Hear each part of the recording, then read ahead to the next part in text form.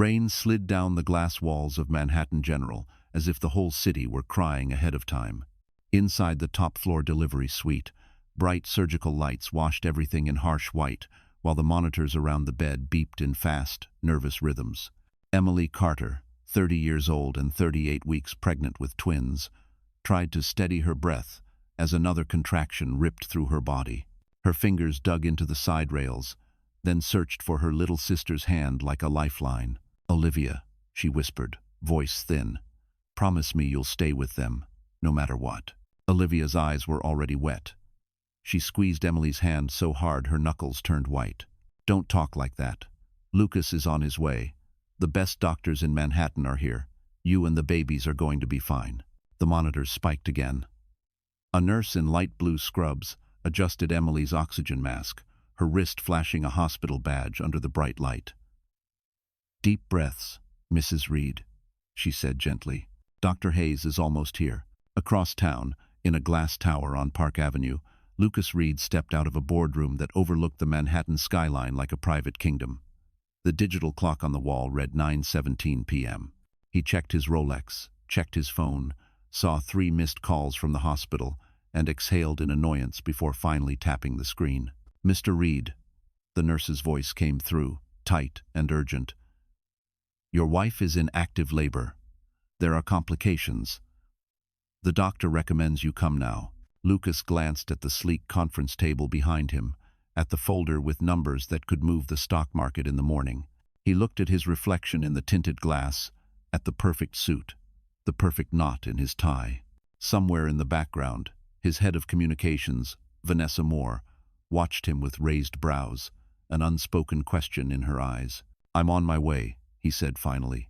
"Keep her stable." He slid the phone into the inner pocket of his jacket, grabbed his coat, and walked toward the private elevator. Vanessa followed, matching his stride in quiet designer heels. "Is it time?" she asked softly. "It's happening," he answered, avoiding her gaze. "I have to show my face." Investors love a family man. In the underground parking, a black Mercedes S-Class waited with the engine running. The driver opened the back door. The city outside was slick with rain, the red and white lights of traffic streaking like veins of fire along the avenues. Lucas climbed in, phone already in his hand again, opening a draft email to his assistant about tomorrow's meeting. Back at the hospital, lightning flashed faintly behind the clouds, lighting up the window of Emily's delivery room.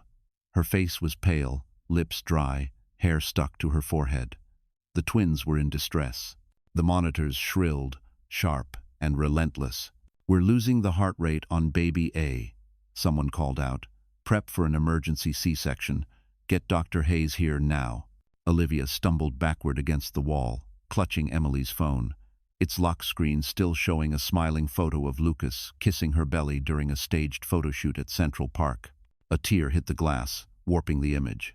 The doors flew open, and Dr. Michael Hayes strode in, mask hanging at his neck, eyes immediately scanning the monitors. "We don't have time," he said. "We're going to surgery. Call anesthesia. Now."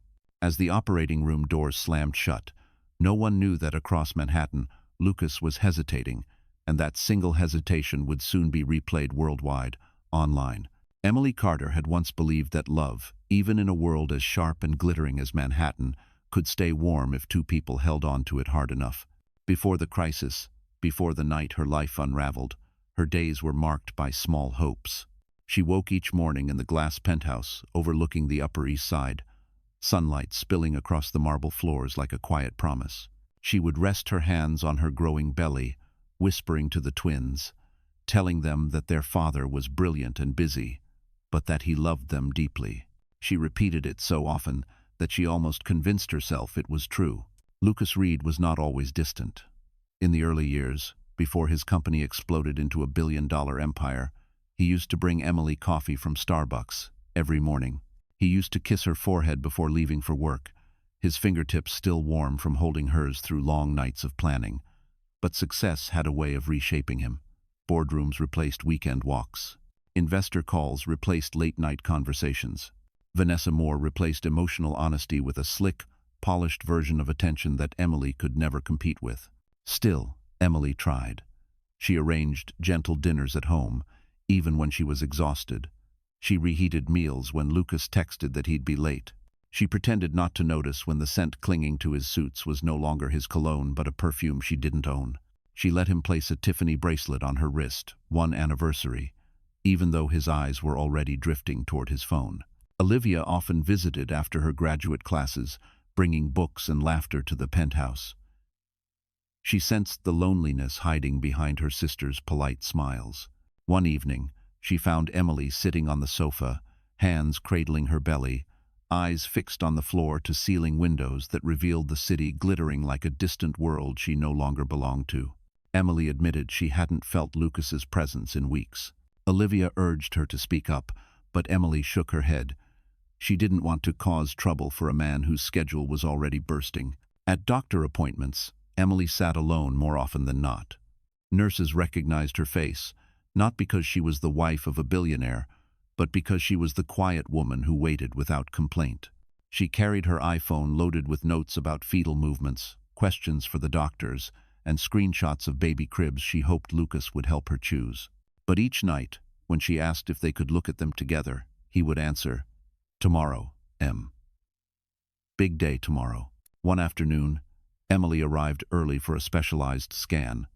She saw a man pushing his pregnant wife in a wheelchair, adjusting her blanket gently. The scene struck her like a soft blow. She wondered when Lucas had last touched her with that kind of care. She wondered when she had stopped expecting it. Later that evening, Lucas arrived home late, smelling faintly of a perfume she recognized from the gala photos. Emily asked if Vanessa would be joining him for another business trip. He scowled, accusing her of mistrust. The argument ended with Emily apologizing, though she wasn't sure why. She spent that night sitting by the nursery window, looking at unopened Amazon boxes filled with baby clothes she had chosen alone. She wished Lucas would sit beside her, touch her belly, and promise he was excited too. It was only beginning for her, but he didn't. And Emily felt something inside her begin to crumble quietly, invisibly foreshadowing a fracture that the whole world would soon witness. The office tower where Lucas Reed spent most of his life looked more like a monument than a workplace. 47 floors of steel and glass stabbed into the Manhattan sky, reflecting the late afternoon sun like a sword. Inside, everything was polished. The floors, the voices, even the lies. Emily had visited the tower only twice during the early months of their marriage.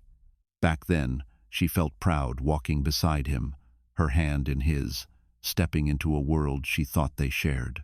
But as the years passed, the tower became a symbol of something she feared: his slow retreat from their marriage and his growing attachment to the woman who lived inside his professional orbit.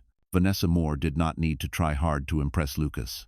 She was brilliant, fast, sharp, and always ready with the right words.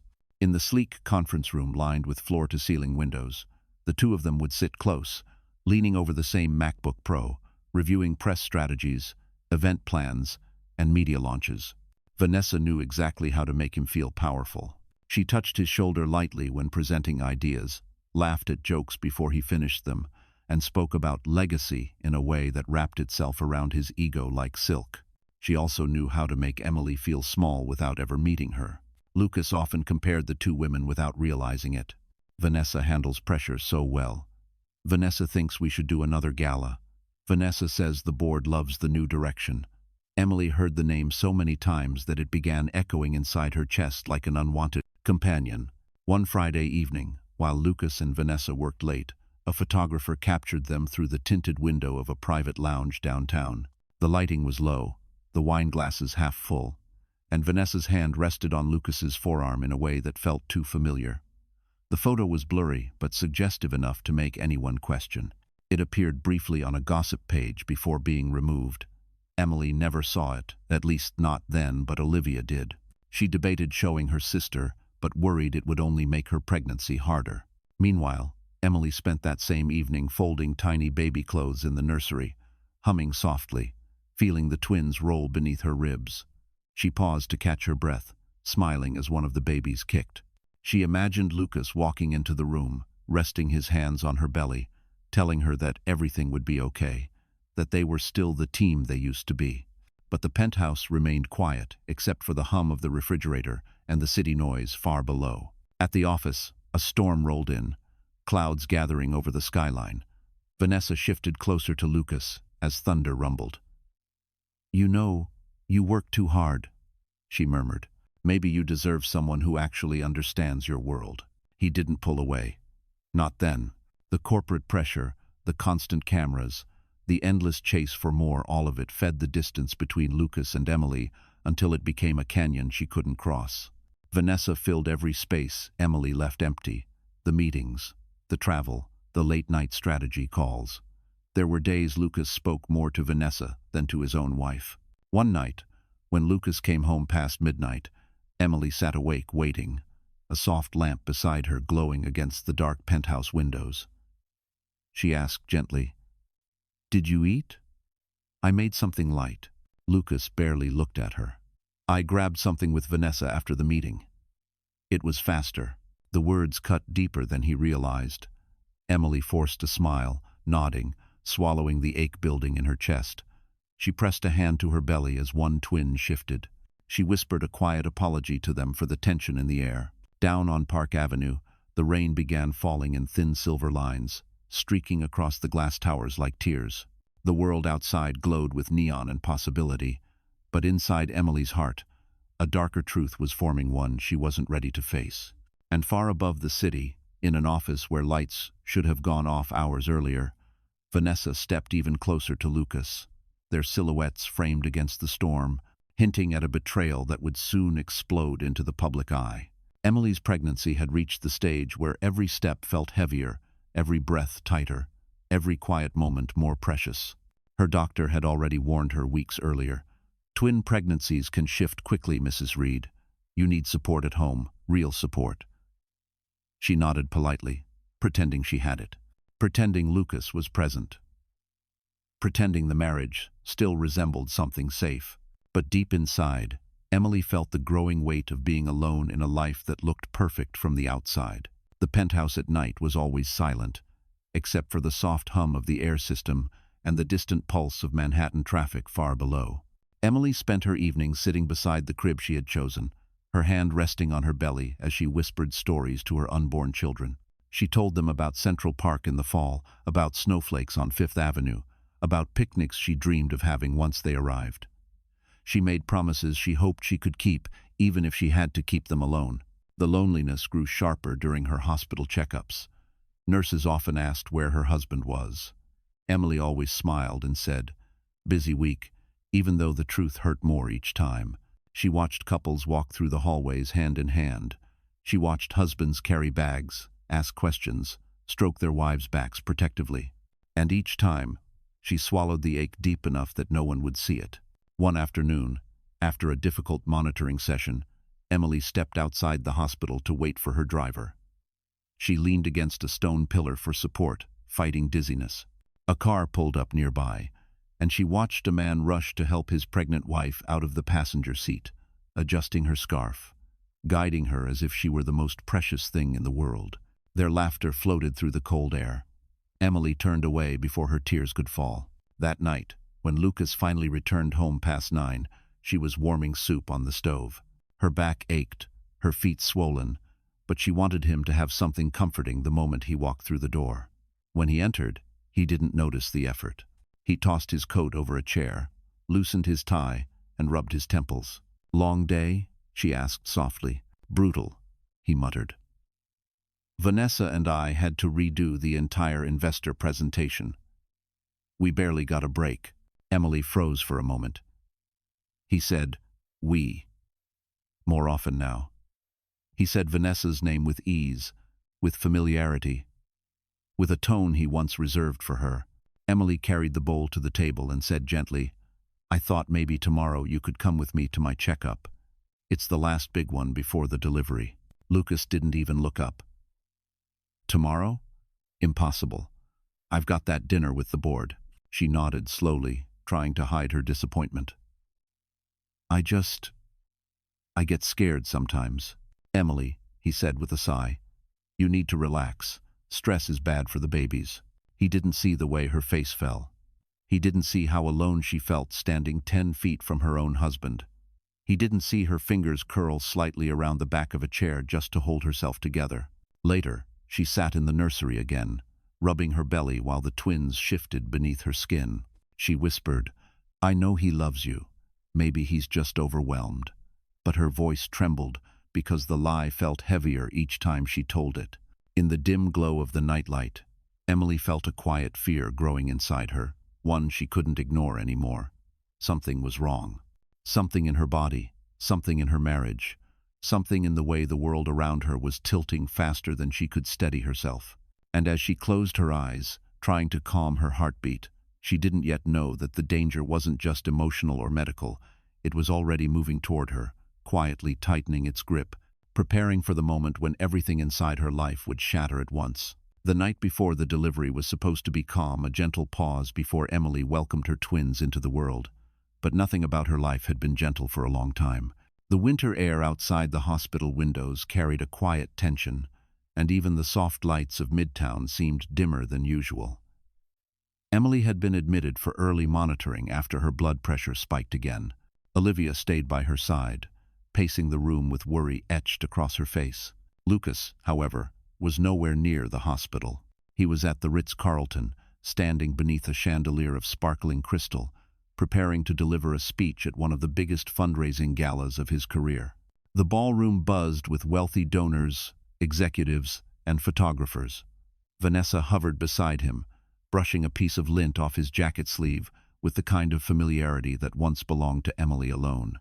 "Try to smile," Vanessa whispered. "Tonight could secure the entire next quarter." Lucas forced a smile, but his eyes flicked to his phone. There were 2 missed calls from Olivia. He ignored them, slipping the phone back into his pocket before stepping onto the red carpet. Cameras flashed in rapid bursts. He lifted his chin, confident, polished, untouchable, completely unaware of the storm building miles away. At the hospital, Emily lay on her left side as a nurse checked her vitals. Her breath hitched each time the contraction monitor tightened. "We might have to move sooner than planned," the nurse said gently. "Your numbers are climbing again." Emily nodded, fighting panic. "Please call my husband." "We've tried twice," the nurse replied. "We'll keep trying." Olivia squeezed her sister's hand. "I'll call again," she said, stepping into the hallway with trembling hands. She called, texted, called again. Voicemail. She stared at the phone screen, her stomach sinking. Back at the gala, Lucas took the stage. Warm applause filled the ballroom. Vanessa watched from the sidelines, pride glowing in her eyes. Lucas began speaking about innovation, healthcare partnerships, and the importance of supporting families, words that tasted like ash compared to the reality Emily was living. Meanwhile, the contractions grew stronger. Emily gripped the bed rails, whispering prayers, begging the twins to hold on just a little longer. Nurses hurried in and out, the room filled with movement and urgency. Olivia returned, pale and furious. "Still nothing," she said. Emily swallowed hard. "Maybe he's just finishing his speech. He'll come." But even as she said it, her voice cracked. She knew the truth. 15 minutes later, Lucas stepped off the stage to applause and slipped into a private lounge with Vanessa. She handed him a glass of sparkling water. "You were perfect," she murmured. His phone buzzed again. Another call from the hospital. Vanessa's eyes narrowed. "Is that her?" Lucas hesitated. "It can wait." Vanessa smiled, looping her arm through his. "Then let it wait."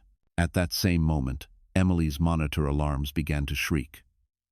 Doctors rushed in. The twins' heart rates were dropping. A nurse called out, "We need to prep for emergency C-section now." Olivia ran beside the gurney, tears streaming. "Emily, I'm right here." Emily gasped, trying to breathe through the fear. "Tell Lucas. I need him. Please." They burst through the double doors into the operating room, lights blinding, voices overlapping. Dr. Hayes arrived in seconds, pulling on gloves as he assessed the chaos. "We're losing time," he said. "Get anesthesia ready. Move." Emily felt the mask pressed against her face. The world blurred. Her last thought before slipping under was a desperate hope. "Please, God, let him come." Let me see his face. But Lucas wasn't there. He was raising another glass, another smile, another lie. And while Emily fought for her life, he remained miles away, unaware that his absence tonight would soon become the headline that shattered his empire. Emily drifted in and out of a darkness so heavy it felt like the ocean pressing down on her chest. Voices floated above her, urgent, overlapping, fading in and out like far-off echoes. She tried to reach for them, but her body would not move. It was as if she had been locked inside herself, trapped somewhere between pain and nothingness. When she finally surfaced enough to sense the world again, she felt cold air on her skin, the sharp scent of antiseptic, and the rhythmic beeping of machines surrounding her. She couldn't open her eyes. She couldn't lift her hand. She couldn't even whisper. All she could do was listen. A voice, Olivia's, cracked through the fog. "Emily, please. Can you hear me? Please come back to me." Then a soft sob, muffled into trembling hands. Emily tried to answer. She tried to squeeze her sister's fingers, but her body stayed frozen, as if she had been poured into concrete. Somewhere close by, a nurse spoke quietly to another. "She lost a lot of blood. Her pressure crashed twice. We stabilized the babies, but she's not responding." Then Dr. Hayes's deeper voice cut through the air, steady but weighted with concern. "She's fighting. Let's give her time. Keep the sedation light, and keep monitoring everything." But fighting felt impossible from where Emily drifted. She was suspended in a strange, empty place that was neither life nor death. She felt the tug of two worlds, one pulling her downward, one begging her to rise. She wanted to rise. She wanted to see her babies. But every time she tried to reach for consciousness, a wave of exhaustion dragged her back under. Hours blurred, maybe days. She wasn't sure. There were moments, just moments, when she recognized the gentle pressure of a hand wrapped around hers. Olivia. Loyal, steady Olivia. Whispering stories, humming lullabies, reading lines from a book Emily once loved. Then came another voice, colder, detached. Lucas. She heard his shoes on the floor before anything else, confident steps, impatient pauses. His cologne filled the room, familiar yet foreign. Emily tried again to open her eyes, to let him know she was still inside her body. But nothing happened. He sighed heavily. "How long will this continue?" The word struck her like a blow. Dr. Hayes answered calmly, "We're doing everything we can, but she's not showing neurological responses." There was a pause, a long, painful pause. Then Lucas spoke again, voice lowered, but not enough to soften the edge. "I can't watch her suffer like this. There has to be a limit." Emily screamed inside her mind, "No, I'm here. Don't leave me." But her body betrayed her silence. Later, she heard Olivia shouting. Anger, heartbreak, desperation, all tangled together. "Don't you dare give up on her. She needs time. She needs us." But Lucas's response came cold and final. "This isn't about emotion. It's reality." Those words cut deeper than any scalpel ever could. Emily felt something inside her collapse, a small, fragile flame sputtering out. The next hours became heavier, darker. The machines continued humming, but she felt more distant from them, more distant from the world. The thought of her babies, tiny and new, flickered in her mind like a distant light she couldn't reach. Was she dying? Was she already gone? Somewhere deep within the darkness, something shifted, a fear she had never known. A fear of being erased, of being abandoned, of being silenced forever. She tried once more to move, to breathe, to cry, to do anything. Nothing, only the darkness. And just as she felt herself slipping further away, a chilling realization echoed through her fading consciousness. Someone had already made a decision about her fate. In the early hours of the morning, the hospital lights seemed harsher than usual, casting long, cold shadows across the hallway outside Emily's room. Dr. Michael Hayes stood beside the nurse's station, reviewing the latest scans, his jaw tight. The results troubled him. Something wasn't adding up. Emily's decline had been fast, too fast, and the pattern wasn't following the usual trajectory he saw in other brain injury cases. Inside the room, machines clicked steadily, unaware of the storm gathering outside the door. Emily lay motionless, her face pale, her breath shallow, her body still fighting in ways she could not understand. To the untrained eye, she looked gone. But to Dr. Hayes, the puzzle wasn't complete. He stepped inside, checking her pupils again, checking reflexes that remained heartbreakingly still. A nurse handed him the latest neurological report, her expression grave. "Doctor, the family is waiting for your evaluation." "Family," he repeated quietly. "You mean her sister?" The nurse hesitated. "Her husband is here too." Dr. Hayes exhaled slowly, as if bracing himself for a conversation he didn't want to have. In the consultation room, Lucas sat with stiff posture, arms crossed, impatience leaking like cold air. His designer coat hung perfectly from the chair beside him, untouched, as if he were at a business meeting instead of a life-altering moment. Olivia sat across from him, shaking, wiping tears that kept falling no matter how hard she tried to stop them. Dr. Hayes entered with the chart. "I've completed the neurological tests," he began. "Emily isn't showing brainstem reflexes. There's no eye response, no response to pain, no independent breathing effort. Based on protocol, she meets the criteria for brain death." Olivia gasped, folding over herself as if her body had been struck. No, she was just talking yesterday. She laughed with me about the babies' names. She can't just be gone." Dr. Hayes lowered his voice gently. "I'm so sorry. I truly am." Lucas leaned back, expression unreadable. "So that's it?" "That is the clinical determination," Dr. Hayes answered. There was no tremble in his voice, no devastation, no disbelief. Just acceptance, swift, too swift. Olivia stared at him in horror. "How can you say that so easily? She's your wife." But Lucas didn't look at her. He kept his gaze fixed on the table, jaw ticking. "What are the next steps, doctor?" "The hospital will ask about life support decisions," Dr. Hayes said, choosing his words carefully. "Most families take some time, but Lucas didn't need any time. If there's truly no chance, then prolonging this."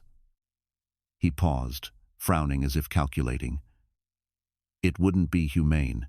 Olivia shot to her feet. "Humane? She's still warm. Her heart is beating." "That's the machines," Lucas said flatly, "not her." Dr. Hayes watched the exchange with growing unease. There was something off, something cold and wrong about the way Lucas spoke, but he couldn't interfere. Legally, Lucas was the decision-maker. Within an hour, papers were prepared. Words like withdrawal of life support and comfort measures only were printed in black ink. Clinical, final, irreversible. Olivia fought with everything she had. She blocked the hallway, begged nurses, cried until her voice cracked. But hospital policy was clear.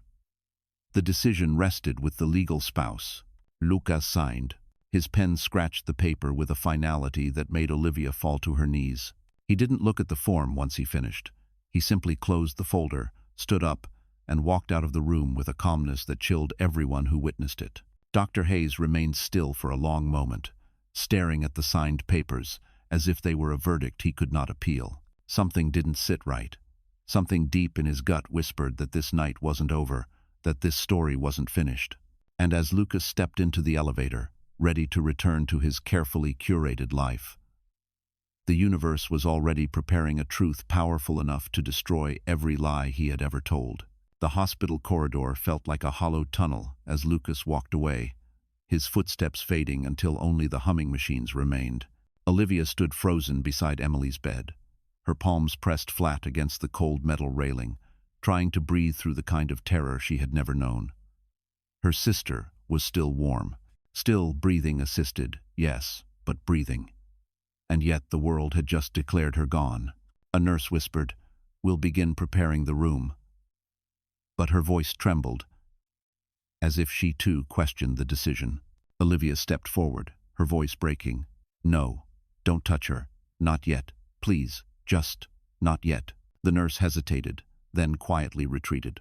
For several minutes, the room was silent except for the steady whoosh of the ventilator and the beeping of the monitor. Olivia sat on the edge of the bed and took Emily's hand gently into both of hers. "Em," she whispered, her voice shaking, "I know you're still in there. I can feel it. Please, fight." The machines continued their steady rhythm. indifferent to prayer. Then Dr. Hayes entered. He looked exhausted, his shoulders tense, his brow furrowed, eyes red from hours of strain, but there was something else in his expression too.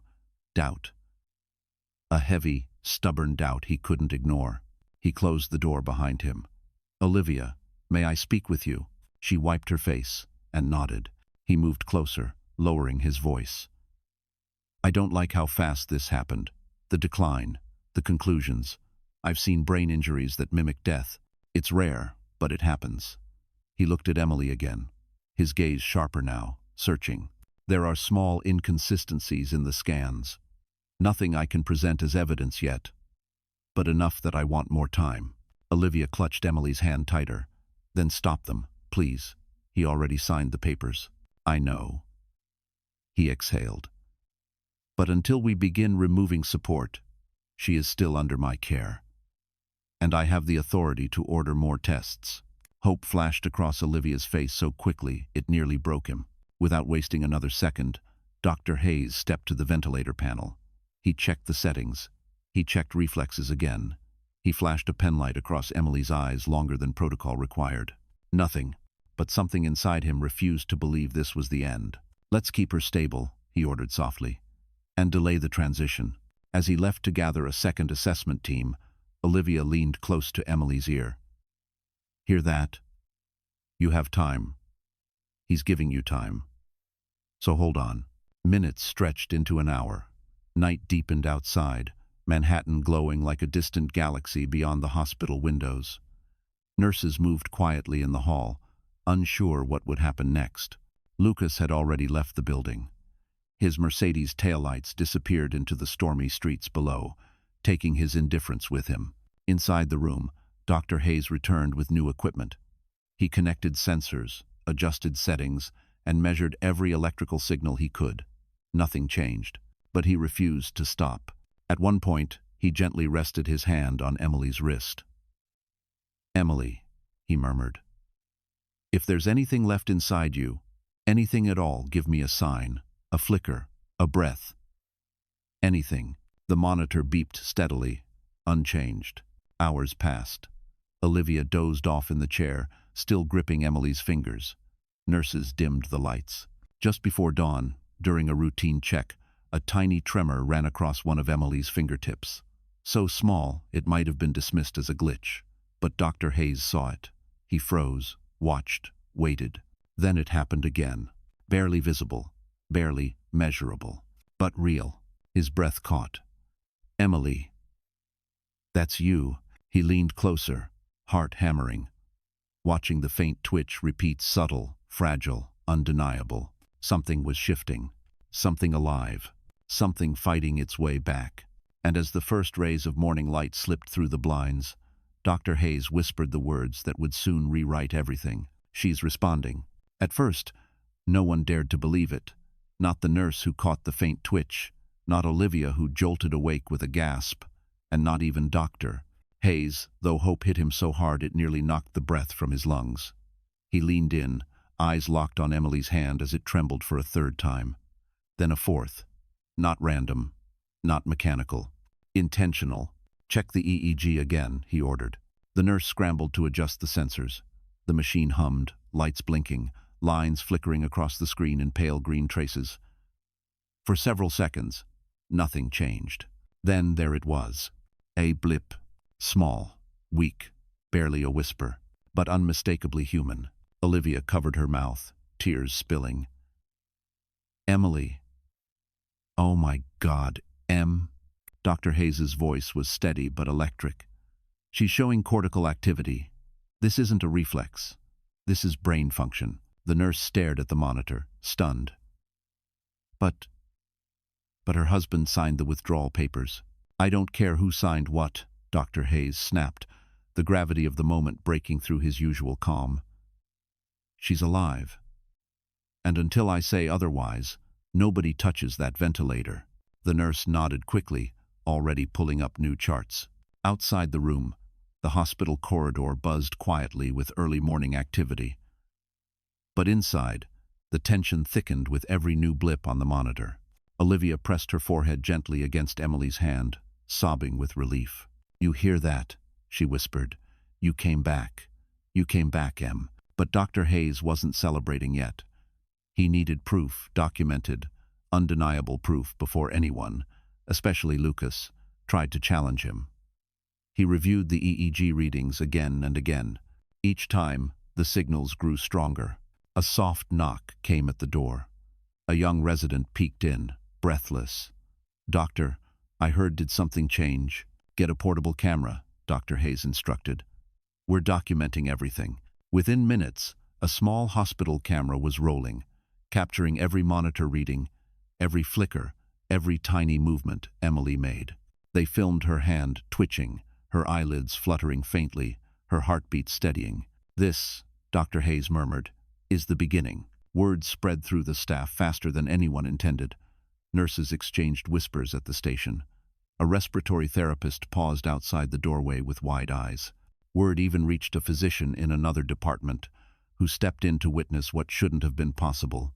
A patient declared brain dead was showing neurological return. Olivia glanced nervously at the hallway. "Do we need to call Lucas?" Dr. Hayes shook his head firmly. "Not yet." He made his decision. "Now I'm making mine." For the next hour, Emily's responses grew clearer. Her fingers curled again. Her jaw shifted slightly. Her eyelids flickered not once, but twice. Then it happened. A full undeniable response. When Olivia whispered, "Emily, squeeze my hand if you can hear me." Emily's fingers closed around hers. Weak but intentional.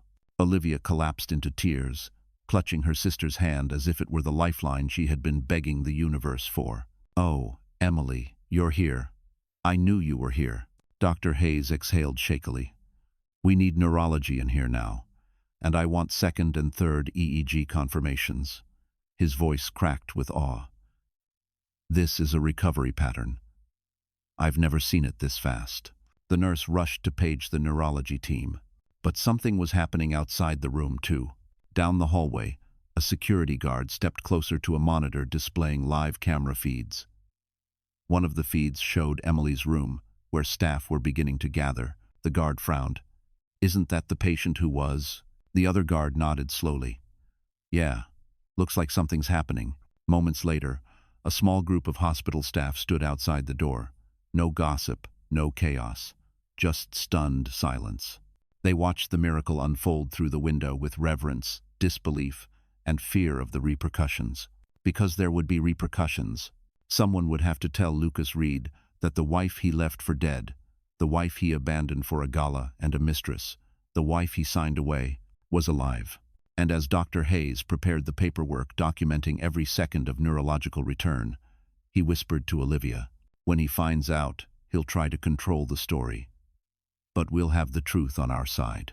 Olivia nodded, eyes burning with fury and love. Let him try, because the world wasn't ready for what was coming next. And neither was Lucas. For the moment he learned Emily was alive again, everything he built would begin to crumble. The news did not break like a whisper, it detonated. By the time the neurology team arrived to confirm the readings, the corridor outside Emily's room had transformed.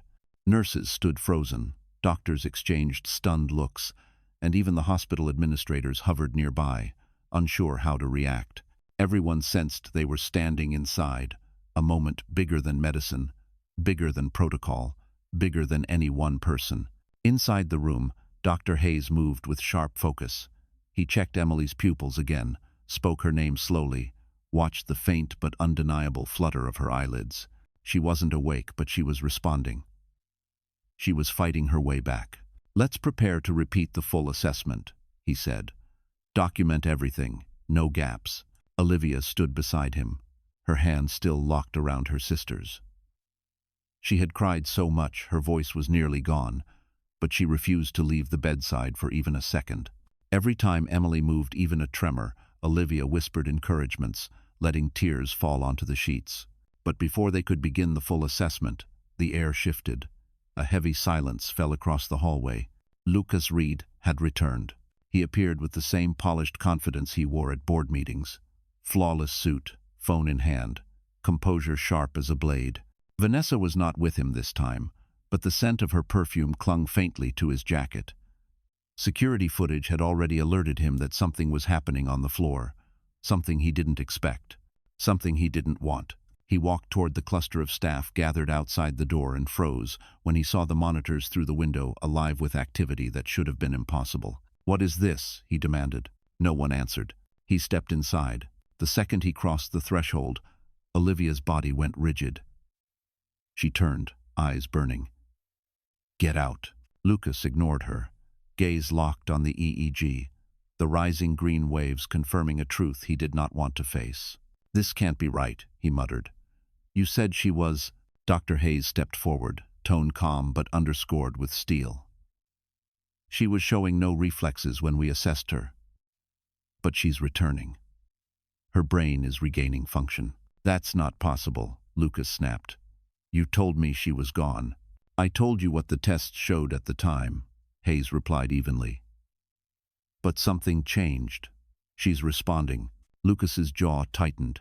His eyes darted toward the stack of papers, those papers sitting at the edge of the counter. The withdrawal order, his signature. He swallowed hard. "So, what does this mean?" "It means," Dr. Hayes said slowly, "that stopping life support now would be medically unjustifiable." Olivia stepped between them. "It means you were wrong. It means you were ready to let her die."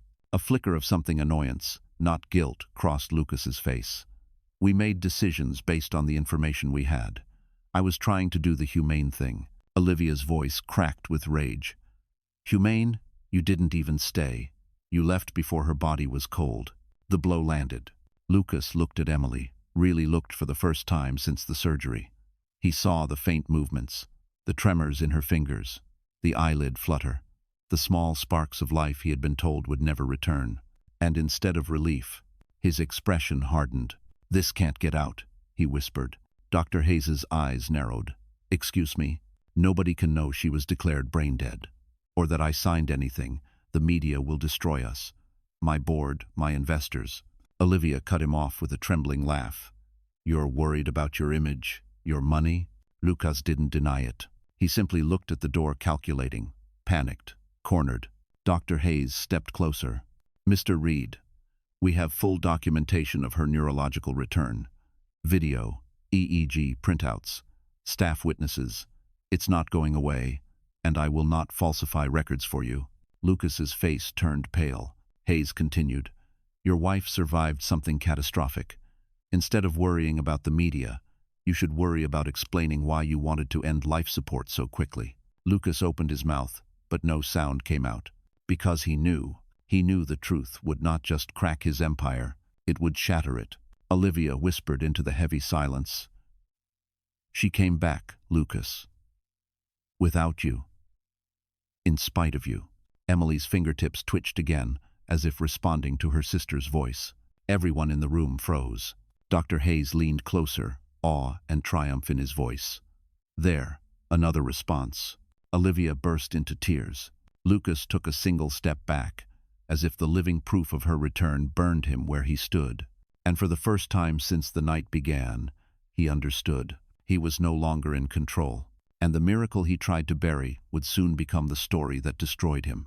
The morning after Emily's first signs of neurological return began with a quiet tension that spread through the hospital like a current. Nurses whispered in corners. Doctors exchanged glances heavy with disbelief. Every staff member who walked past her door slowed down, drawn by the impossible truth growing inside that room. Emily was still unconscious, but her mind, some fragile, determined part of it, was climbing its way back from the darkness. Each tiny twitch, each faint response, seemed to spark the room with something sacred. Olivia didn't leave her side for a single second. Her fingers laced through Emily's, her heartbeat sinking to the rhythm of the monitor. She whispered memories from childhood, stories from college, names she had chosen for the twins, anything to call her sister home. Dr. Hayes arrived early, wearing the same clothes as the night before. He looked exhausted, but there was a brightness in his eyes that hadn't been there in days. He checked the updated EEG printouts, carefully comparing them to the previous records. The spikes in brain activity were clearer now. Not dramatic, but consistent, intentional, alive. "She's stabilizing," he said softly. Olivia let out a shaky breath. So she's really coming back? She is, he confirmed, bit by bit. This is no reflex. This is Emily. Before Olivia could reply, a soft knock sounded at the door. A young nurse peeked inside, her expression nervous. Dr. Hayes. The administration wants an update. Of course they did. The hospital board had been alerted, not because of the miracle, but because of who Emily was married to. A billionaire. A man with influence. A man who could make or break careers. Hayes sighed. Tell them I'll brief them soon. But the nurse hesitated. And Mr. Reed is back on the floor. Olivia tensed instantly. Why? For what? He doesn't care about her. He cares about his reputation, Hayes muttered.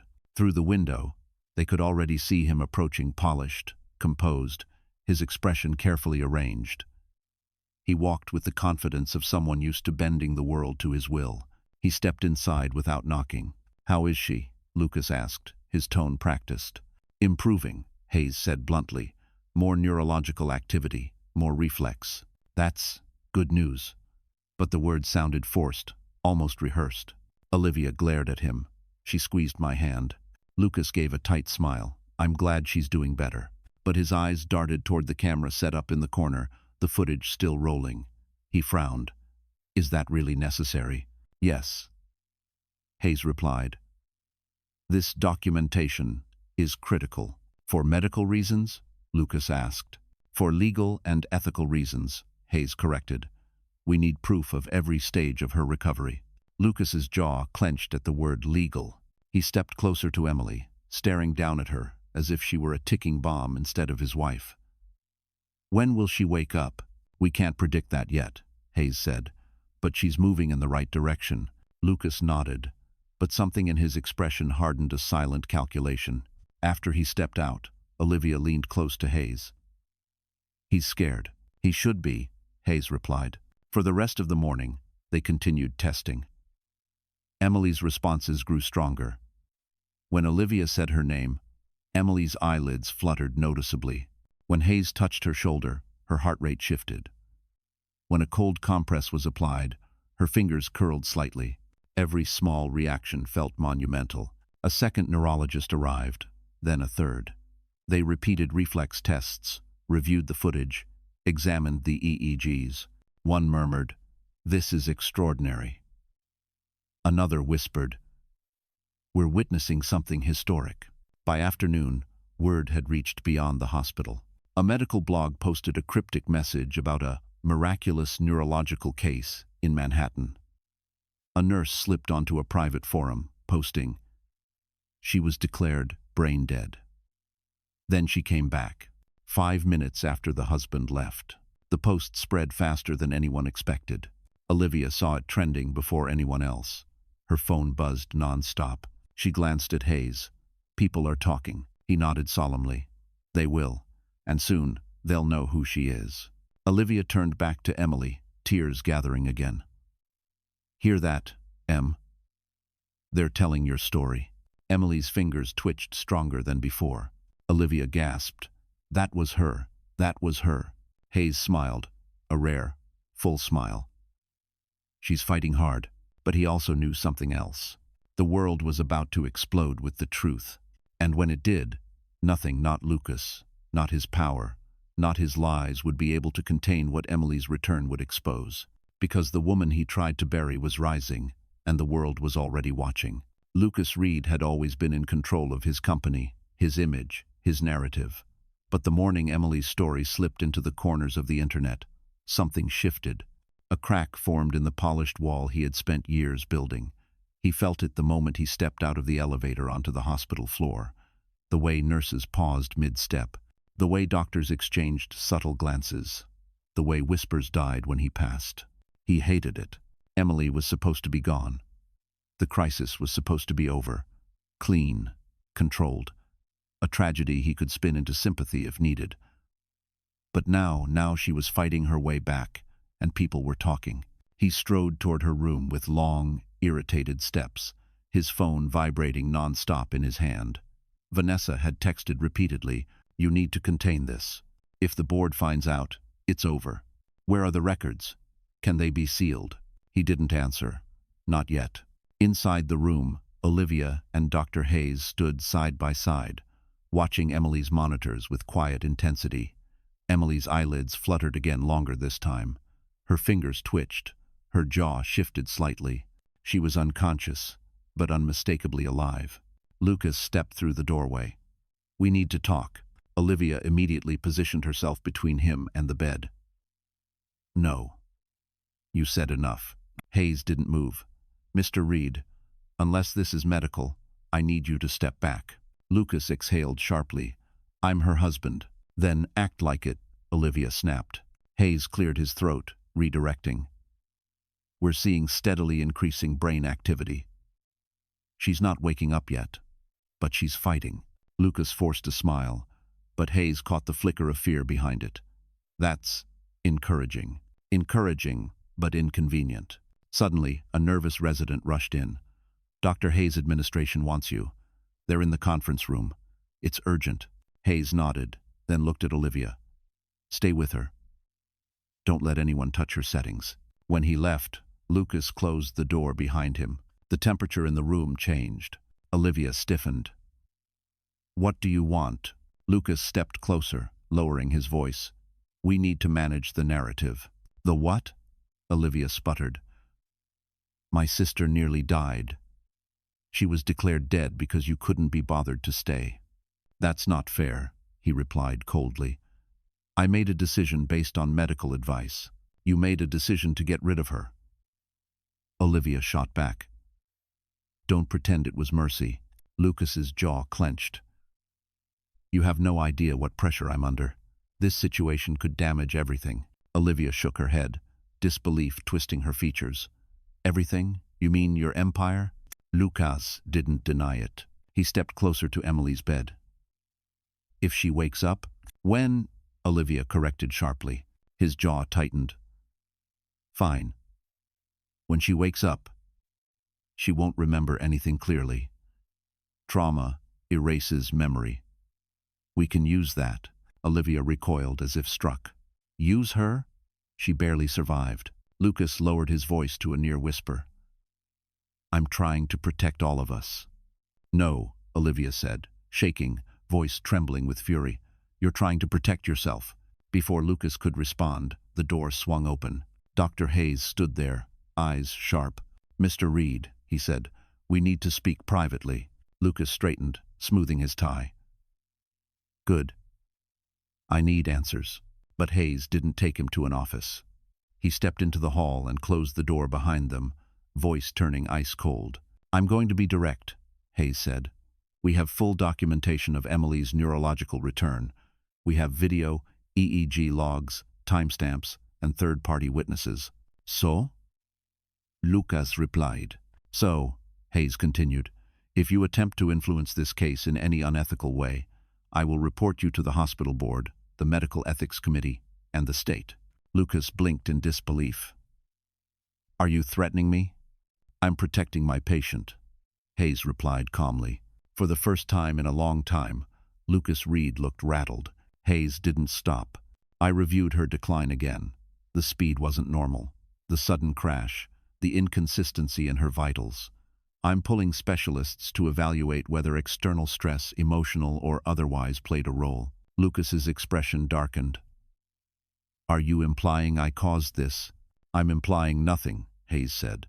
"But I am investigating everything." Lucas stepped back, stunned. Hayes finished. "You wanted control. Now you have scrutiny." The doctor turned and re-entered the room, leaving Lucas standing alone in the corridor, chest tight with a panic he couldn't hide anymore. Inside, Emily's fingers twitched again, stronger, clearer. Hayes smiled softly. "She's coming back," and Olivia whispered, voice trembling with hope. "She's coming back, and he can't stop her." For the first time, the balance of power shifted, and Emily, silent but rising, was at the center of it. The world returned to Emily slowly, like a dim light flickering through layers of fog. She felt sound before she understood it, warmth before she could place it, and fear before she could name it. Her body was heavy, unresponsive, as though it belonged to someone else. But somewhere deep inside, A small voice kept pulling her upward. Wake up. Come back. Your babies need you.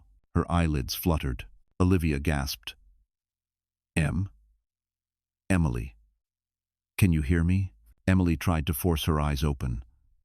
The effort felt like lifting concrete, but the fog thinned, just enough for a thin sliver of light to slip in.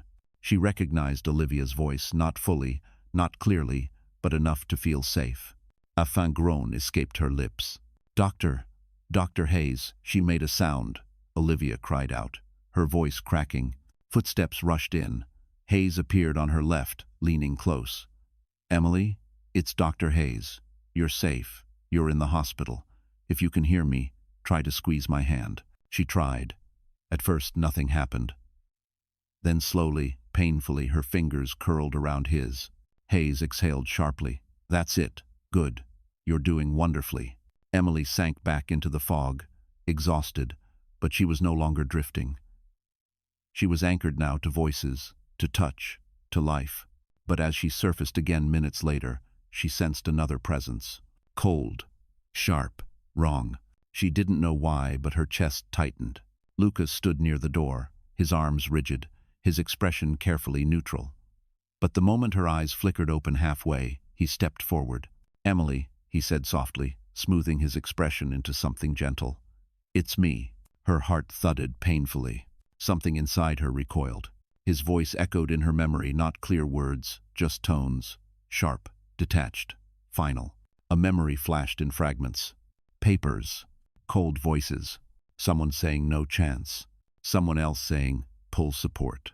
Her breathing grew shallow. Hey, Hayes soothed, adjusting her oxygen. You're okay. Don't push yourself. Emily tried to speak. The sound was a strained whisper. Babies. Olivia burst into relieved tears. They're okay. They're perfect. You'll meet them soon, I promise. Emily's eyes softened, but the relief was brief. She shifted her gaze toward Lucas. For a moment, they simply stared at each other, her confusion trembling in the air, his mask cracking under the weight of what she couldn't yet remember. He stepped closer. A flicker of panic rushed through her. No, she whispered. Lucas froze. What did you say? Emily struggled, her voice raspy. You left. Olivia straightened, protective fire rising in her eyes. Don't push her, Lucas. He ignored her. Emily, your memory is distorted right now. You've been through trauma. You can't trust the fragments. Her pulse spiked. Hayes saw it immediately. That's enough, Hayes said, stepping between them. You're agitating her. But Lucas stepped to the side, determined. She needs to hear the truth. Emily winced, confusion giving way to fear. Voices swirled around her. Machines beeped faster. The fog inside her mind churned violently. Suddenly, a sharp image cut through the haze. Lucas' voice. Cold. No need to prolong this. Sign the form. Emily jerked slightly, her breath catching. Olivia reached for her. What is it? Emily's lips trembled. He signed something. Lucas pallid. Hayes's head snapped toward him. Mr. Reed, step out, now. Lucas opened his mouth to argue, but the look in Hayes's eyes stopped him cold. He stepped back toward the door, jaw clenched. Hayes leaned over Emily. You're remembering things. That's good, but don't force it. You're safe now. Emily's gaze drifted to Olivia. He let me go. Olivia's tears returned, this time stronger. I know, Em, I know. But you're here. You came back. Emily's eyes filled, one tear slipping down her cheek. Then another memory surfaced, her babies crying in the distance, her own breath fading, the world going dark. She shuddered violently. Hayes placed a steady hand on her shoulder. Slow breaths. You're okay, Emily whispered, barely audible. I almost died. Olivia nodded gently. But you didn't. You fought. Emily swallowed weakly. Why? Wasn't he here? The question hung in the air like a blade. Outside the room, Lucas stood frozen, listening through the cracked door, his face drained of color. Because he knew the answer, and he knew the truth was waking up with her. And once she remembered everything, his entire life would go up in flames. Emily's memories didn't return all at once. They came back in shards. Sharp, piercing, disjointed fragments that crashed into her consciousness without warning. A sound, a phrase, a scent, a cold signature on a cold form. Her mind strained to put the pieces together, but every time she tried, exhaustion dragged her backwards. Yet one memory kept resurfacing. A voice, his voice. No need to prolong this. She's gone. Sign it. Each time the memory flickered, Emily's fingers curled slightly, as if gripping the edge of a cliff. Olivia sat beside her, brushing a hand through her sister's hair. You don't have to remember everything now, okay? Just breathe. Your babies are healthy. You're safe. But Emily shook her head weakly. Something wrong. Yes, Olivia whispered, eyes filling again. But you're not alone. He checked Emily's pupils, her reactions, her breathing effort. Your cognitive responses look promising. As your strength returns, more memories may surface. Just let them come naturally. Emily nodded, then flinched. Across the room, the door creaked. Lucas stepped inside. He wore a perfectly tailored charcoal suit, but something about him looked off, strained, brittle, as if one wrong word could shatter whatever composure he had left. His eyes darted between the monitors and Emily's face, searching for an angle, a weakness, a way back into the narrative he had lost control of. Emily, he said gently. How are you feeling? She stared at him, trying to piece together the man before her, with the fractured memories inside her head. Her throat tightened. You weren't there. Lucas forced a sympathetic smile. Sweetheart, you're confused. You had a traumatic surgery. You nearly... No. Her whisper sliced clean through the room. You left. Olivia stepped closer, ready to shield her. Emily, you don't owe him anything. You don't have to listen. Lucas ignored her. He walked slowly to the side of the bed, lowering his voice to a tone meant only for Emily. Listen to me. You need to think clearly. Don't let anyone put ideas in your head. Emily's breathing hitched. I heard. You heard me. Lucas froze, but only for a second. Then he laughed softly, manufactured concern dripping from every syllable. That's impossible. You were unconscious. You're mixing things up. But Emily's eyes didn't leave his. Her mind was fogged, but her instincts were sharp. Something in her recoiled each time he spoke. A deep, primal warning she couldn't articulate. She lifted a trembling hand, touching her own chest. You signed. Lucas's mask cracked only for a heartbeat, but Olivia saw it. Hayes saw it. And Emily, though weak, felt it. He recovered quickly. Emily, you don't understand the medical situation. They said you were brain dead. I was devastated. Olivia barked out a bitter laugh. Devastated? You were at a gala with Vanessa while she was dying. Emily blinked. Vanessa? Lucas shot Olivia a murderous glare. That's irrelevant. Emily needs stability. Hayes stepped forward. Mr. Reed, that's enough. She's remembering associations. Let her process. Lucas ignored him and leaned closer to Emily, lowering his voice until it slithered like a threat. You're the mother of my children. Don't let anyone twist this. Emily flinched. Her pulse spiked. Hayes moved instantly. Step back. Now. Lucas straightened, jaw clenching, but Olivia was shaking rage, radiating off her like heat. You think you can rewrite everything? You think she won't remember that you left? That you signed to let her die? That you were with Vanessa all night? You think you can bury this like every other scandal? Lucas snapped, voice sharp. Watch yourself, Olivia. No, she said, stepping closer. You watch her. Look at her. Look at what she survived, with no help from you. Emily watched them, her heart pounding. The fog in her mind churned, and then suddenly a memory hit her full force. The sound of a pen scratching paper. Hesista screaming, Lucas, stop. The cold words, End support. It's time. Emily gasped, a small choked sound, tears spilling down her temples. Olivia rushed to her. Em? Em? Breathe. It's okay. You're safe. Emily squeezed her hand weakly, then looked at Lucas with a mixture of terror and recognition. You left me. Lucas's face drained of color. Hayes's expression hardened. Mr. Reed, leave the room. I'm not leaving my... You left her once, Hayes cut sharply, and you will leave now.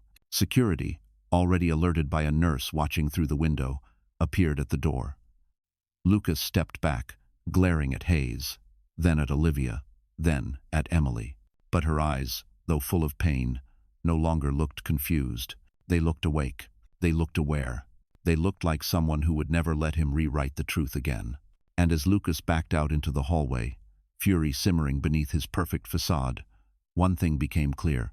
Emily's memory was returning piece by piece, and soon, the whole world would know exactly what he did.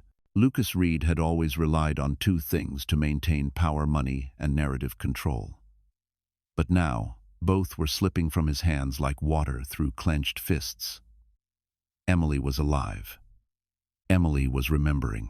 And the hospital staff, once intimidated by his presence, now eyed him with quiet suspicion. Rumors traveled fast in sterile hallways. By mid-afternoon, Lucas was pacing the private family lounge, phone pressed to his ear. I need you to clean this up, he hissed. Vanessa's voice crackled through the line. Lucas, slow down. What exactly is happening? She's waking up, he snapped. She's talking. She remembers pieces. Pieces? Vanessa repeated, suddenly nervous. What kind of pieces? Lucas pinched the bridge of his nose. Enough that this could ruin everything if she fully recalls the timeline. There was a long, weighted silence. Then Vanessa whispered. I know, he barked. He hung up before she finished. He couldn't afford fragility, not now, not with his entire empire teetering on Emily's returning memory. Meanwhile, inside Emily's room, Olivia sat beside her sister, whispering comfort while Dr. Hayes prepared for the next cognitive assessment. Emily's eyes opened more frequently now, each time holding a little more clarity. Her voice was still weak, but the confusion that clouded her earlier was beginning to lift. Olivia said softly, you don't have to remember everything today, but whatever comes back, we'll face it together. Emily nodded faintly. I remember cold. So cold. And him leaving. Hayes paused from adjusting the monitor. Do you remember circumstances? What he said? What you heard? Emily shook her head slowly. Not all. Just, he didn't stay. That's enough for now, Hayes said gently. Don't force the memories. But Emily wasn't finished. Did he sign something? Olivia exchanged a quick look with Hayes, a look filled with anger, sorrow, and confirmation. Yes, Olivia whispered. He signed consent to withdraw support. Emily inhaled sharply, a tear sliding down her cheek. He gave up. Not everyone did, Hayes said firmly. Some of us stayed. Some of us fought for you. Emily's eyes softened. Thank you. A knock broke the moment. The head of hospital administration entered, hands clasped, expression tight. We need a moment with you, Dr. Hayes. Hayes followed him to the hallway, jaw tightening. He already knew what this was about. The administrator lowered his voice. Mr. Reed is raising concerns. He says you're spreading misinformation about the care he consented to. Hayes laughed once, humorless. Misinformation? I have timestamps, EEGs, staff witnesses. I know, the administrator cut in. But he's implying you acted outside protocol by delaying withdrawal after he signed. Hayes's eyes darkened. I delayed because she showed neurological activity, documented activity. Lucas is claiming you misread the early signs. Hayes stepped closer, voice cold. He's setting up a legal shield, but I'm not afraid of him. You should be cautious, the administrator warned. He has influence. If he claims negligence, Hayes interrupted, voice like steel. If he wants a fight, he'll get one. I protected my patient. And I'll protect her again. Inside the room, Olivia watched Hayes return, not defeated, but more determined than she had ever seen him. What did they say? She asked. That Lucas is trying to rewrite the timeline, Hayes said. But we won't let him. Emily turned her head, eyes fluttering open again. He's scared. Olivia squeezed her hand. He should be. Suddenly, the door burst open. Lucas strode in, fake concern plastered on his face. We need to talk, all of us. Hayes stepped in front of the bed. Say what you need to say. Lucas inhaled sharply. Emily, sweetheart, you're confused. Trauma does that. I never abandoned you. I never signed anything to hurt you. Emily looked at him, really looked, and something in her eyes shifted from confusion to quiet certainty. You weren't there, she whispered. I remember enough. Lucas pallid. Olivia's voice cut through the tension. She's done listening to your lies. Lucas's mask cracked completely. If she keeps telling these stories, it could destroy my reputation. My board, Hayes snapped. Your reputation is irrelevant. Her life isn't. Lucas's eyes flickered with panic and something darker. But then, a voice from behind him. Mr. Reed? They all turned. It was hospital security. We need you to step out. There have been concerns about your behavior. Lucas stiffened. Whose concerns? The guard glanced at Hayes, then Olivia. Then finally, at Emily. Her medical teams, the guard said. Lucas's face went cold. He backed toward the door, eyes locked on Emily, no warmth, no remorse, only fear of the truth she carried. And Emily watched him go with a strength building in her chest, a truth rising inside her battered memory. She was no longer afraid of Lucas Reed. Hannah Miller arrived at the hospital the next morning with a determined stride that cut through the sterile hallway like a blade. She wore a charcoal coat dusted with frost, her hair pulled into a clean knot, and a leather briefcase slung over her shoulder. She looked every bit the calm, calculated lawyer she'd fought to become, and today, she wasn't here for a client. She was here for Emily. Olivia nearly collapsed with relief when she saw her. Hannah, thank God you're here. Hannah pulled her into a tight hug. Liv told me everything. I came as fast as I could. Then she pulled back, her eyes sharp. Where is he? Hopefully being escorted off the floor, Olivia muttered. Hannah smirked. Good. Let's keep it that way. They stepped into Emily's room together. Emily lay propped up slightly now, looking pale but undeniably alive. Her eyes flickered open at the sound of voices, and when she saw Hannah, something like recognition softened her expression. Em? Hannah said gently. It's me, from school. Emily blinked slowly. Hannah. The lawyer. Hannah's smile widened. That's right. You're doing great, Emily. Dr. Hayes entered a moment later, reviewing Emily's latest responses. Her coherence is improving. Memories coming back piece by piece. Hannah turned to him. Dr. Hayes, I'm assuming everything is being documented. Every second, he said. Video, EEG, nurse statements, my logs. Good, she said, because Lucas Reed is already hinting at rewriting this narrative, and I intend to bury that attempt before it starts. Hayes couldn't help but smile. I like you already. Emily shifted slightly, wincing at the soreness in her body. Hannah, did he really try to? Hannah stepped closer. Emily, what Lucas did wasn't just cruel. It may have been illegal.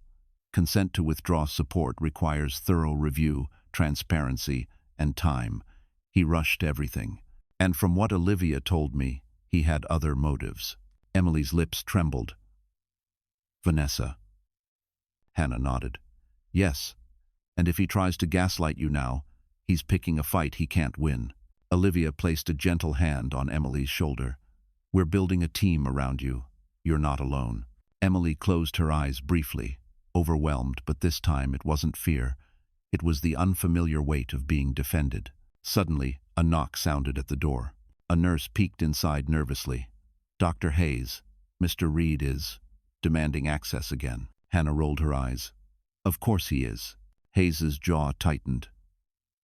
Send him away. Patient is resting. But Emily surprised them all. Her voice, though weak, was firm. No. Everyone froze. Emily opened her eyes.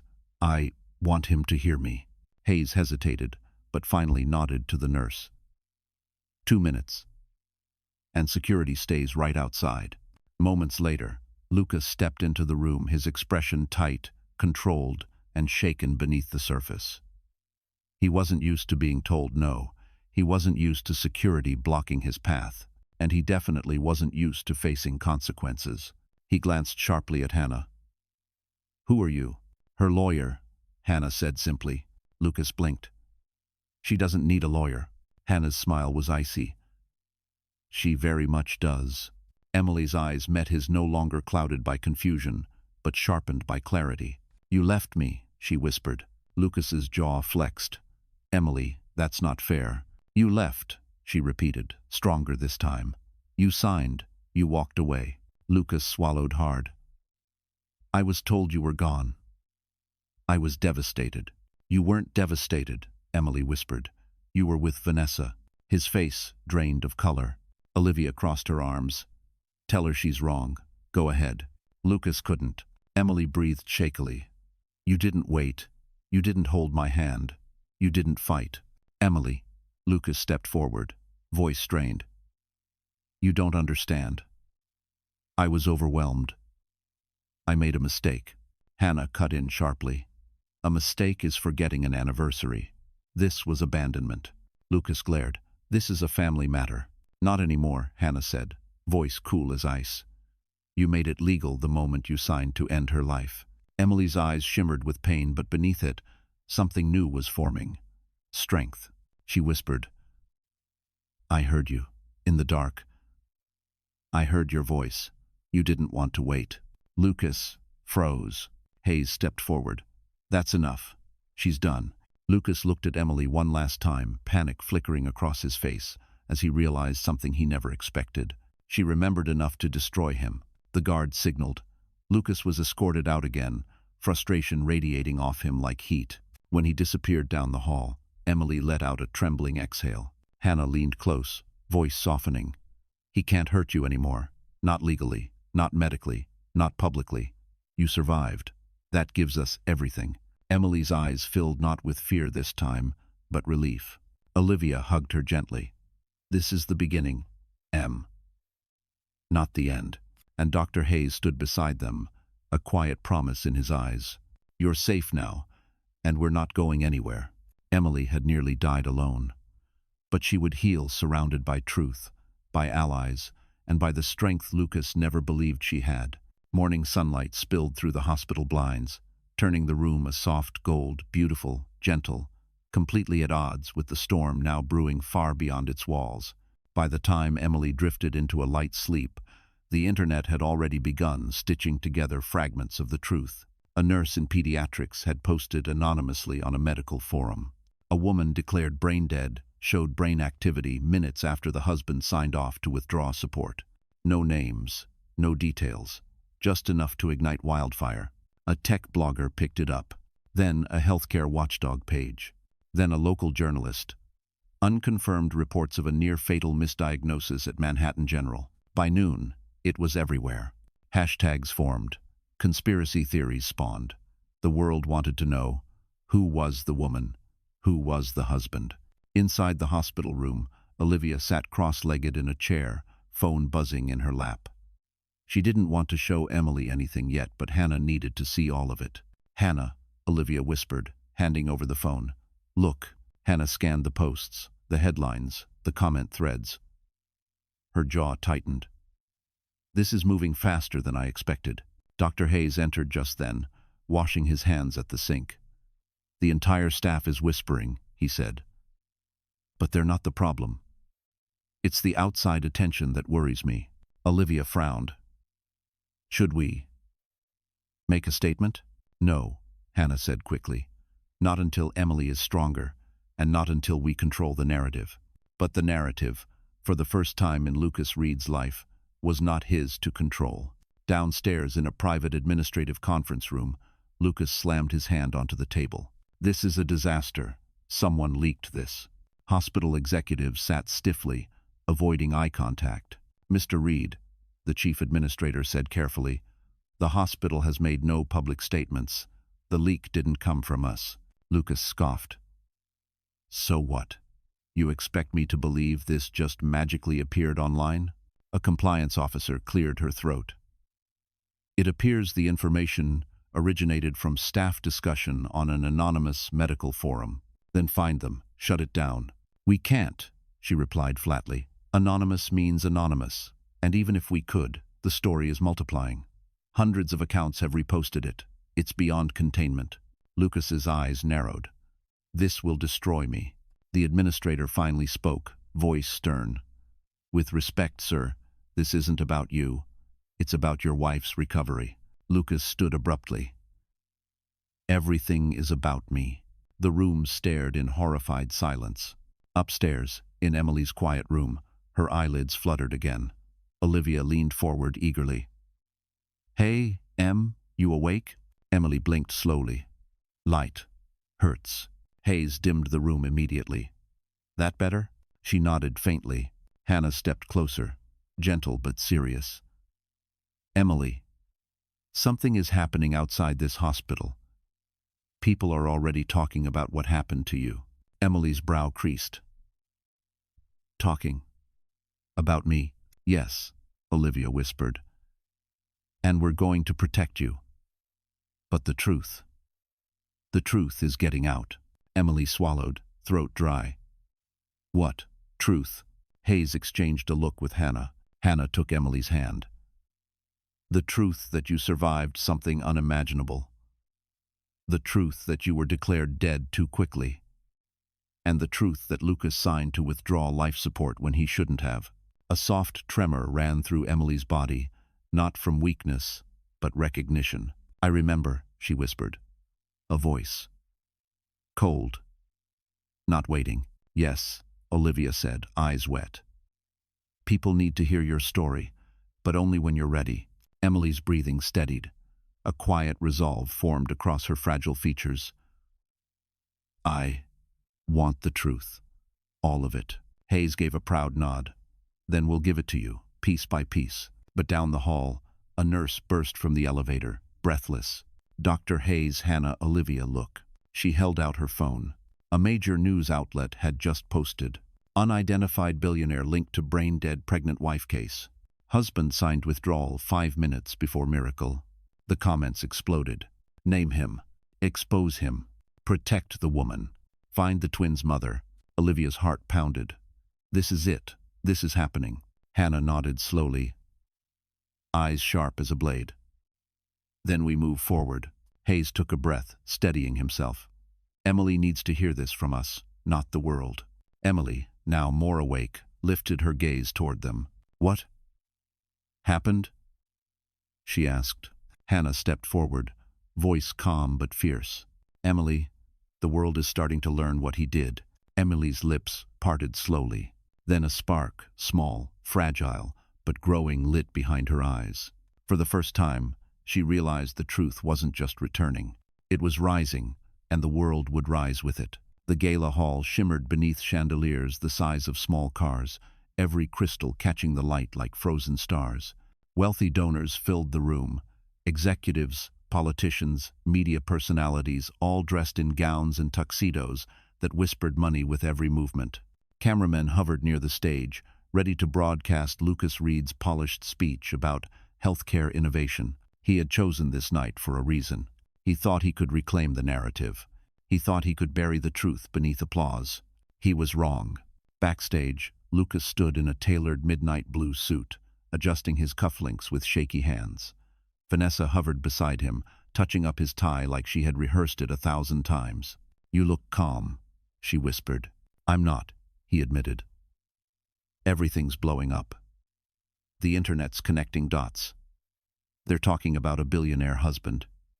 If they figure out it's me." "They won't," Vanessa said quickly. "Not if you own the story first." She handed him a stack of note cards. "Focus on the donation. Talk about supporting mothers. Emotion plays well on camera." Lucas didn't miss the irony. He was about to stand on stage praising mothers while the mother of his children lay in a hospital bed, remembering he tried to let her die. "Stick to the script," Vanessa pressed. "We cannot afford another scandal." Another, as if what he did to Emily was simply a PR inconvenience. Inside the ballroom, applause erupted as the host announced, "Ladies and gentlemen, please welcome the visionary of Reed Tech Industries, Lucas Reed." The spotlight hit him like a punch. He stepped onto the stage, shoulders straightened, expression crafted into somber sincerity. "My friends," he began, voice smooth, "tonight we gather to support the lives of mothers and children." The doors at the back of the gala burst open. A ripple moved across the room. Heads turned, cameras pivoted. Lucas paused mid-sentence, because walking through the main aisle slowly, supported by Olivia and Dr. Hayes, was Emily, alive, breathing, standing, and the room gasped as one. She wore a simple hospital gown beneath a long beige coat, her hair tied loosely, an IV still taped to her arm. She looked fragile but unbroken, stronger than Lucas had ever imagined she could be. Vice presidents, investors, board members all stared at the wife they thought was gone. Lucas's throat closed. "Emily?" His microphone carried the stunned whisper across the entire ballroom. Emily kept walking, each step shaky but unstoppable. Olivia supported her weight. Dr. Hayes guarded her like a shield. Behind them were two security officers and Hannah, heels clicking sharp and certain across the marble floor. The room erupted with murmurs. "That's her. The wife from the story. She's alive? Why would Lucas hide that?" Emily reached the front of the stage. Olivia helped her up the steps. Hayes steadied her from behind. Lucas stumbled backward as she approached him, unable to hide the terror twisting his face. Emily turned to the microphone. Her voice trembled at first, then steadied, drawing strength from every betrayal she survived. "My name is Emily Carter Reed," she said, "and I am the woman your news feeds have been whispering about." The room went silent. $1,000 wines paused mid-air. Forks stopped halfway to plates. Emily continued, breath hitching only slightly. "I was declared brain dead. And minutes later, my husband." She turned, looked directly at Lucas, signed to withdraw life support. A stunned gasp rippled across the room. Cameras zoomed. Phones lifted. The world recorded every word. Lucas stepped forward, panicked. "Emily, stop, please. You're confused." Hannah snapped. "Touch her, and I'll have security drag you off the stage." Emily's gaze stayed on him. Tears welled raw, human, undeniable. "But I wasn't gone. I heard things. I felt things. I fought. And someone believed in me enough to give me time." She reached for Hayes's hand. The audience burst into applause, loud, emotional, overwhelming. Lucas's face burned. Emily wasn't done. "While I lay there, helpless, my husband was with another woman, and he chose her over giving me a chance to live."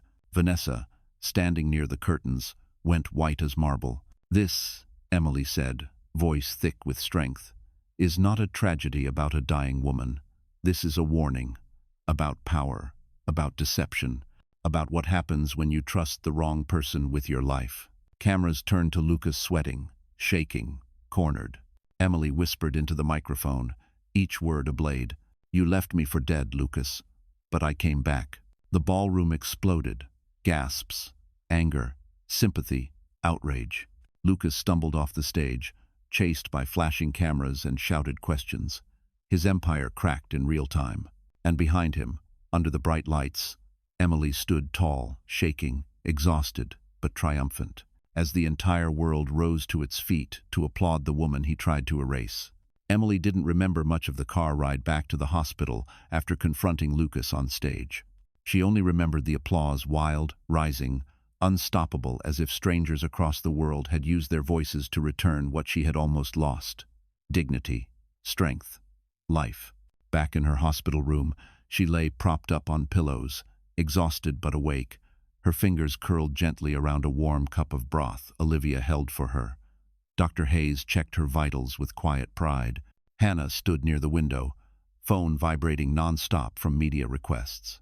"You were incredible tonight," Olivia whispered. Emily shook her head lightly. I nearly fainted. Still incredible. Hayes smiled. Your recovery accelerated because you had something to fight for. The truth. Emily exhaled shakily. I didn't expect to say all of that. But when I saw him, the words just came. They needed to, Hannah said. And now the world is demanding answers. On her phone screen, headlines multiplied by the second. Billionaire exposed for attempted life support withdrawal.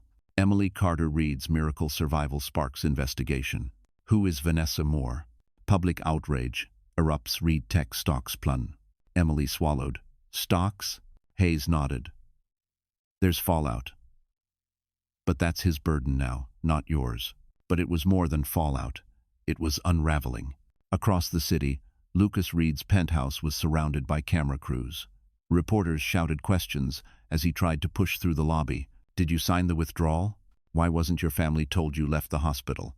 Is it true you were at a gala while she was dying? Where is Vanessa Moore? Security shoved microphones aside, but nothing could protect Lucas from the truth pouring out everywhere. Inside the elevator, his phone buzzed violently. Board members, investors, attorneys, his own PR chief. He didn't answer any of them. When the elevator doors opened into his penthouse, the lights were off except for the glow of the city bleeding through the glass walls. And standing in the middle of the room was Vanessa, eyes wide, pacing, hands trembling. This is bad, Lucas, she whispered. The board suspended your authority. HR is questioning me. Reporters already found out about us. Lucas sank onto the sofa, face pale. It wasn't supposed to happen this way. She wasn't supposed to wake up. Vanessa stared at him, horrified. Do you hear yourself? He didn't answer. Back in the hospital, Emily felt a strange peace settling over her, a clarity she hadn't felt in years. She looked at Olivia and Hayes, her anchors. What now? She asked softly. Hannah stepped forward, setting aside her phone. Now we prepare. There will be legal hearings, media interviews, public apologies. But you control the story. Emily nodded slowly. I want my children safe. I don't want him near them. And he won't be, Hannah said firmly. You have grounds for supervised visitation or even full restriction. No judge would ignore what he did. Emily's lip trembled. I trusted him with everything. Olivia touched her hand. Not anymore. You're free now. The word free felt foreign but warm. Emily leaned back, letting her body rest. Outside her room, nurses whispered in admiration. Visitors left flowers at the front desk. Messages poured in from mothers, survivors, strangers. People saw her not as a victim, but as a fighter. Hayes adjusted her blanket gently. You know, not many come back from what you survived. But the way you stood up there tonight, that wasn't survival. That was rebirth. Emily smiled faintly. I didn't feel brave. But you were, he said. A soft knock sounded. A young volunteer peeked inside. Mrs. Reed? Sorry. Miss Carter? There's someone here to see you. A woman. She says she knew you in college. Olivia raised a brow. Another friend, but the volunteer hesitated. She also said she has information about Lucas Reed. The room went still. Emily's pulse quickened. Information? Yes, the volunteer said. She said she should have come forward sooner. Emily shared a look with Hannah, who immediately straightened, lawyer instincts firing. Bring her in. The volunteer nodded and slipped out. Hayes moved closer to Emily. You okay? Emily nodded. I want to know everything. Olivia squeezed her hand. We're here. And as footsteps approached from the hallway, Emily felt something rising inside her, a quiet, powerful certainty. The truth was still unfolding, and she was strong enough now to face every part of it. The woman who stepped into the room looked nothing like the polished Manhattan elite Lucas kept around him. She wore a simple navy coat, her hair pulled back in a no-nonsense ponytail, her eyes warm but troubled. She hesitated at the doorway until Hannah gestured her forward. It's okay, Hannah said. You're safe here. The woman exhaled shakily. My name is Tara Nolan. I went to college with Lucas, and I worked for him during his first startup years. She glanced at Emily with genuine remorse. I should have come sooner. I'm sorry. Emily offered a weak but welcoming smile. Please, tell us whatever you know. Tara stepped closer, wringing her hands. I saw what happened online, and when I heard you were alive, I knew I couldn't stay quiet anymore. Hayes pulled a chair forward for her. Start from the beginning. Tara sat, gathering courage. Lucas. He wasn't always like this. But ambition changed him fast.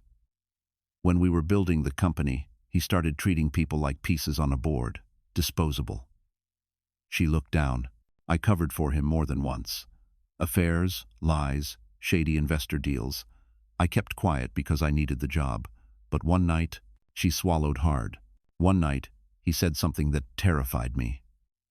He told me if he ever had a scandal, he'd remove the weakest link before it could talk. Back then, I thought it was ego, arrogance. Now, her voice cracked. Now I think he meant it. Emily felt a rush of cold creep up her spine.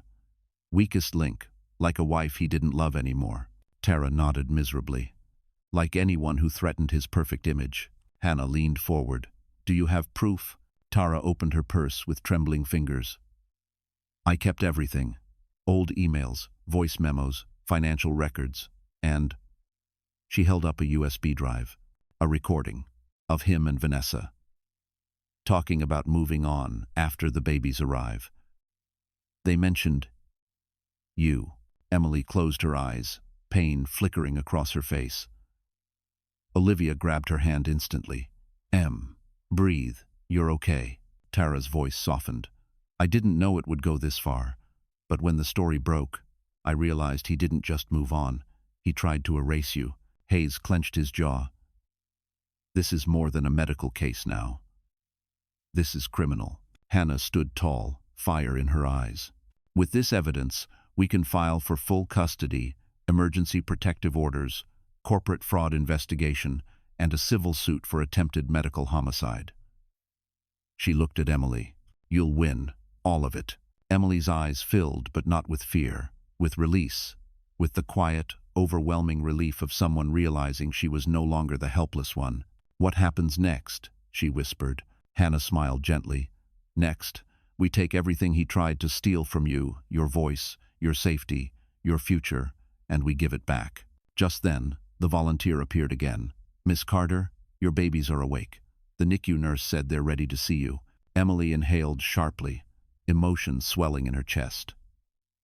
My babies, yes. I want to see them. Hayes nodded. Let's go slow. I'll bring a wheelchair. Within minutes, they were wheeling her down the hall, Olivia on one side, Hannah and Tara behind. Nurses smiled as she passed, some with tears, some with awe. When they entered the NICU, 2 tiny bassinets waited softly under warm lights. Emily reached out with trembling hands. The nurse placed the first baby in her arms, a girl with a tiny, determined cry. Emily gasped a sob. Hey, sweetheart, Mommy's here. Then the second, a boy, quiet but strong, was placed on her chest. He opened his eyes, blinking up at her, and for the first time since waking, Emily felt whole, safe, free, reborn. Olivia whispered. They waited for you, Em. They held on because you did. Emily kissed their foreheads. We're going to be okay. All 3 of us. Behind her, Hannah spoke softly but firmly. Emily, this is your new beginning. Lucas can't touch you now. Emily nodded, tears falling gently onto her newborns. She wasn't the woman who almost died anymore. She was the woman who came back to life and took her entire future with her. And this time, no one would ever silence her again. And just like that, our story comes to a close. But my dear friends, you're still here with me, right? If you're truly here at this moment, listening until the very end, then something in Emily's journey must have touched your heart in a quiet, personal way. Maybe it's the reminder that even when life feels impossible, there is a strength inside you waiting to rise. The Stoics said, the obstacle is the way. And Emily proved exactly that. What tried to break her became the very thing that made her stronger. Marcus Aurelius wrote, you have power over your mind, not outside events. In the darkest moments, she held on to her spirit. And maybe that's what you needed to hear today, too. This story teaches us that healing is real, truth matters, and no one, no matter how powerful, can silence a heart that refuses to give up. You deserve safety, you deserve love, and you deserve a life where your voice is heard. If this journey moved you, even just a little, please like this video, share it with someone who might need courage today, and subscribe so you don't miss the next story we experience together. Thank you for staying until the end. It means more than you know.